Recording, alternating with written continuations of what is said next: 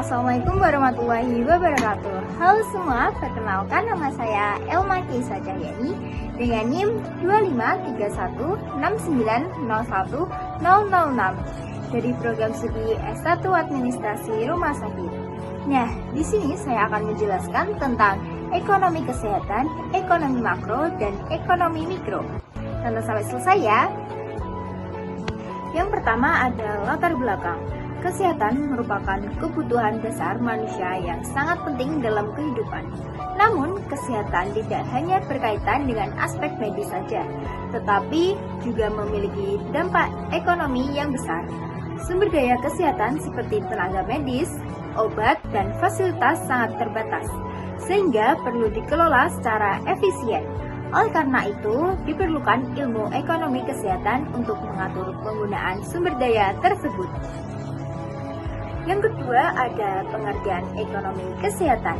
Ekonomi kesehatan adalah ilmu yang mempelajari bagaimana sumber daya kesehatan dialokasikan secara efisien dan adil. Ilmu ini menggabungkan konsep ekonomi dengan bidang kesehatan untuk memastikan bahwa pelayanan kesehatan dapat diberikan secara optimal kepada masyarakat. Nah, selanjutnya ada manfaat ekonomi kreatif untuk masyarakat. Ruang lingkup ekonomi kesehatan cukup luas, meliputi pembiayaan kesehatan, produksi layanan kesehatan, konsumsi layanan kesehatan, evaluasi program kesehatan. Artinya, ekonomi kesehatan mencakup seluruh sistem dalam pelayanan kesehatan. Selanjutnya ada ekonomi makro. Ekonomi makro adalah cabang ekonomi yang membahas kondisi ekonomi secara keseluruhan. Dalam kesehatan, ekonomi makro berfokus pada hal-hal besar seperti anggaran kesehatan, inflasi, dan pertumbuhan ekonomi suatu negara. Peran ekonomi makro. Ekonomi makro memiliki peran penting dalam kesehatan antara lain.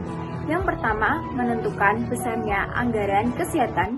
Yang kedua, mempengaruhi akses masyarakat terhadap layanan. Yang ketiga, berhubungan dengan pertumbuhan ekonomi. Jika ekonomi negara baik, maka fasilitas dan layanan kesehatan juga akan meningkat. Indikator makro. Ada beberapa indikator ekonomi makro yang mempengaruhi kesehatan, yaitu yang pertama, PDB per kapita, yang kedua, tingkat kemiskinan, yang ketiga, pengangguran, yang keempat, inflasi. Semakin baik indikator ini, maka semakin baik pula kualitas kesehatan masyarakat. Pembiayaan kesehatan. Pembiayaan kesehatan terdiri dari beberapa model. Yang pertama, divergi, dibiayai pajak. Yang kedua, Bismart, berbasis asuransi. Yang ketiga ada out of pocket, biaya pribadi. Di Indonesia digunakan sistem JKN melalui BPJS Kesehatan untuk menjamin akses layanan kesehatan bagi seluruh masyarakat. Ekonomi mikro. Ekonomi mikro mempelajari perilaku individu dan organisasi. Dalam kesehatan, pelaku utamanya adalah pasien, dokter, dan rumah sakit. Ekonomi mikro melihat bagaimana mereka mengambil keputusan terkait layanan kesehatan. Permintaan kesehatan. Permintaan layanan kesehatan dipengaruhi oleh beberapa faktor, yaitu harga layanan, pendapatan, pendidikan, dan kondisi kesehatan. Yang unik, orang sebenarnya tidak mencari layanan kesehatan, tetapi mencari kesembuhan atau kesehatan. Penawaran kesehatan. Penawaran layanan kesehatan dipengaruhi oleh yang pertama, jumlah tenaga medis, yang kedua, fasilitas kesehatan, yang ketiga, teknologi, dan yang keempat, regulasi pemerintah. Semakin baik faktor ini, maka layanan kesehatan akan semakin tersedia dan berkualitas. Ada kegagalan pasar. Pasar kesehatan tidak berjalan sempurna karena adanya eksternalitas, barang publik, asimetri informasi, dan monopoli. Karena itu, pemerintah perlu ikut campur agar layanan kesehatan tetap adil dan merata. Perilaku konsumen. Dalam kenyataannya, perilaku konsumen tidak selalu rasional karena dipengaruhi oleh kebiasaan, persepsi, lingkungan. Contohnya, banyak orang menunda berobat meskipun sakit. Hubungan makro dan mikro.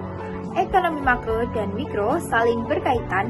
Kebijakan pemerintahan akan mempengaruhi perilaku individu dan sebaliknya. Perilaku individu akan mempengaruhi kondisi ekonomi secara keseluruhan. Implikasi kebijakan. Implikasi dari ekonomi kesehatan dalam kebijakan antara lain.